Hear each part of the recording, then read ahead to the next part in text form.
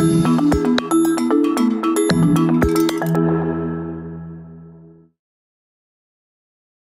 here with Huib van Bockel, who is a freelance consultant now, but he was formerly with Unilever, MTV, and also the European marketing director of Red Bull. And we met in one of our executive seminars, and you surprised me by sending me this book, which now has a quote from me on top, The Social Brand. And one of the concepts I really like about this book, and I think it fits the philosophy of this MOOC quite well, is this idea of a brand bank account, which has deposits and withdrawals, very much like the debits and credits you might have in a regular accounting statement. How did you come up with this, and what are the two sides, the debits and credits, in your model? So how I came up with it is a bit of a long story, but I was reading the Art of Loving. So it's a book on love by Erich Fromm, and he says in this book, he says the wrong question. We ask ourselves the wrong question when it comes to love. So we ask ourselves, how can I make other people love me more, as opposed to how can I develop my own ability to love? He says that should be the right question. And I was reading that, so I thought, oh my God, that is exactly the same as what we do in the boardroom, right? We're constantly asking, how can we make people love us more? Basically, every ad out there is basically begging us to love them more. You know, like my new car, like this new product. And if we could turn that around and say, how can we do more for the people that are important to us? You know, that would be a major step change in the way we do business, and also a really much better way to build loyalty, to, you know, to actually do something for the people that are important to you. And then I thought on that basis, like, how can you kind of measure or kind of inspire people to do more as opposed to take? And then I came up with kind of the philosophy of the brand bank account, saying, okay, make sure to give more than you actually take. And then, you know, the giving, it could be anything from a, you know, great piece of content, a nice event, a great, you know, a nice, you know, branded shop, or anything that you can actually give something of true value. As opposed to the taking side of things, like the withdrawals, which are kind of effectively the old school advertising, you could say, like you know, pop-ups or even advertising, when they're effectively interrupting what you're doing. What's your experience in terms of what does it take to actually make more deposits? What does it take? Is it a philosophy? Is it operational? Do you have to have different people involved? Yeah, I think it starts with a really clear, you know, brand mission. You know, it's a sense you know, you've got a lot of positioning statements is still the main way of marketing. You know, how you position your brand, and I know a lot of brands are now talking about more purposeful positioning or that kind of stuff. But I still see, and mainly it's still a positioning. So I think that's where you have to start to say, okay, what's your real brand mission? What are you going to go out and achieve in this world? What is it that you have to say? If you don't have a real big point of view, or you don't have a clear mission of what you want to achieve, it's very hard to come up with giving activations. So I think that's where you really have to start. What would be an example of a clear mission, and maybe one that's not so clear? Have you been involved in one where a company has changed from positioning to a clear mission? Funny, I really don't see it happen a lot. So, for instance, I think Google is one of the clearest examples, right? They say make information available to all. Now, and then that's their mission. But then if you look at it, if that would be a classical marketing company, and that would be their positioning, they'd then start communicating about that.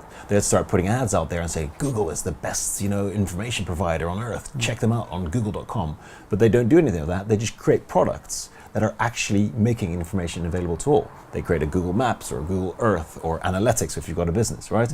So they just give you that information constantly, and that's why they're such a loyal fan base. You know, so when Bing came along, they had no, you know, there was no chance they'd get along because there's so many people had been given stuff by Google over the years.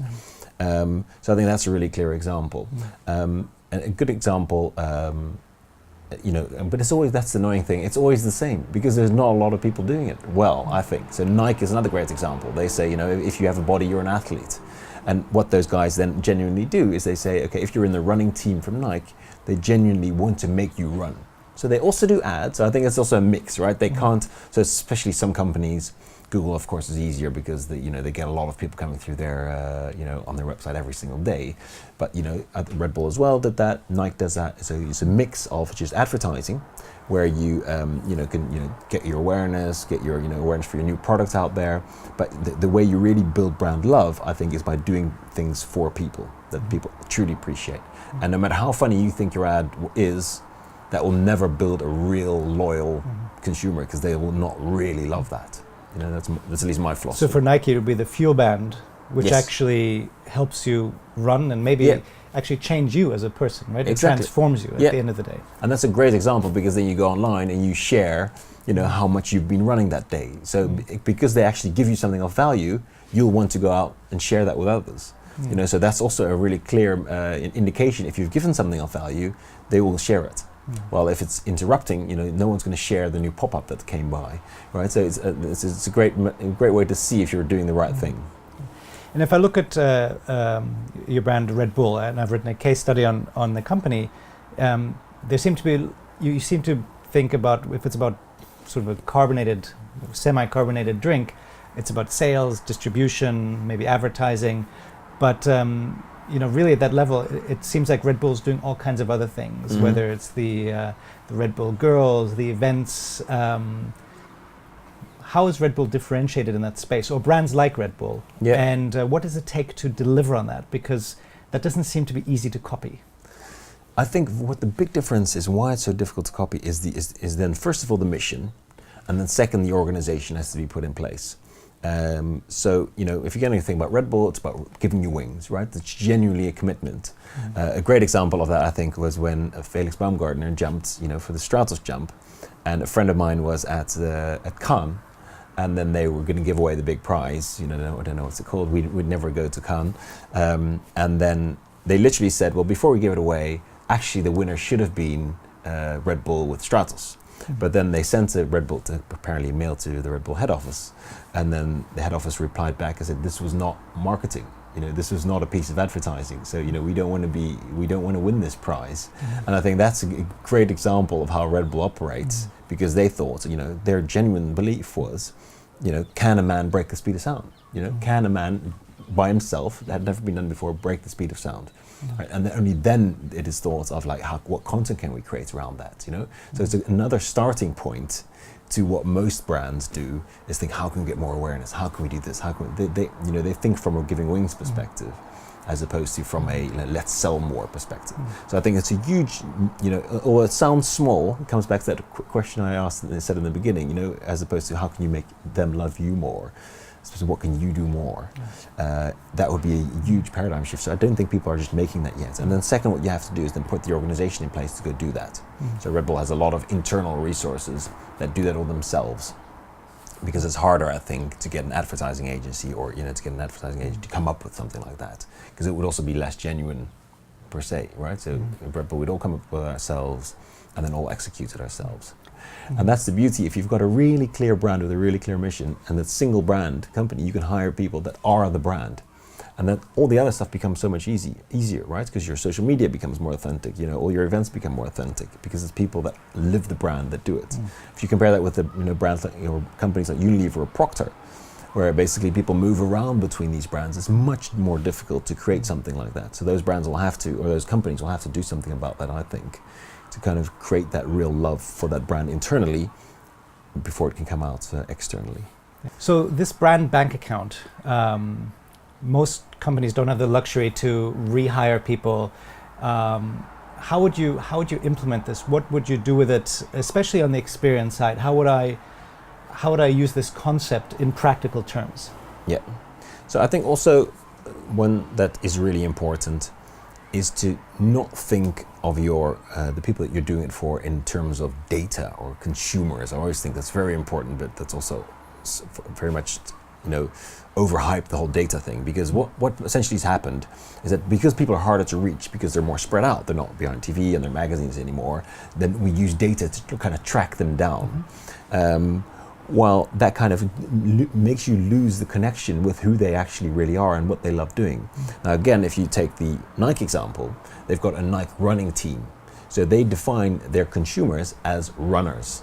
You know, they don't go 15 to 49, housewife, ABC, those kind of, you know, the terms that most companies still, they think, what can we do for runners? So I think if you're thinking of experience, you have to think of a group of people that will enjoy that experience. You know, so you just mentioned the BMXs for Red Bull. In that case, we talked to BMXs and said, okay, what do you guys need? What do you want? What do you want? And they said, well, we don't have enough dirt spots to ride on, you know. Okay, well, let's make that happen, you know. So it's a great example of, you know, defining a group of people that is actually a group of people, you know, that love to play tennis or love to play, you know, as opposed to, you know, as an age bracket or I think you've mentioned that in your case, right? Yes. There's, what's it, Prince Charles versus, what was his? Ozzy Osbourne. Ozzy Osbourne, you know, exactly same age, probably, you know, not... But very different people. Or both quite a lot of money, you know, so they'd probably be the same, but very different people that love different things.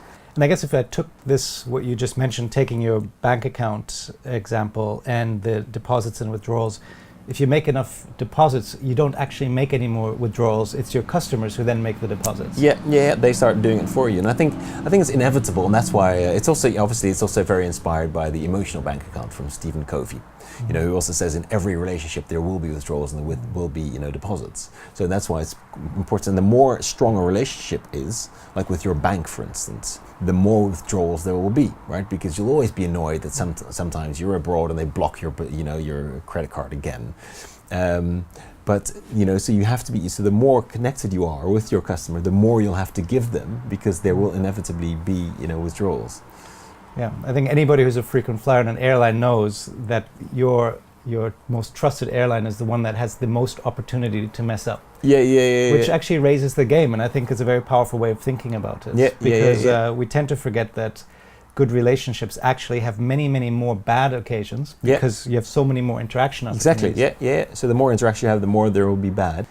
Well, thank you very much for this conversation. I think it's a new accounting method that I can highly recommend to any business. Thank you. Thank you.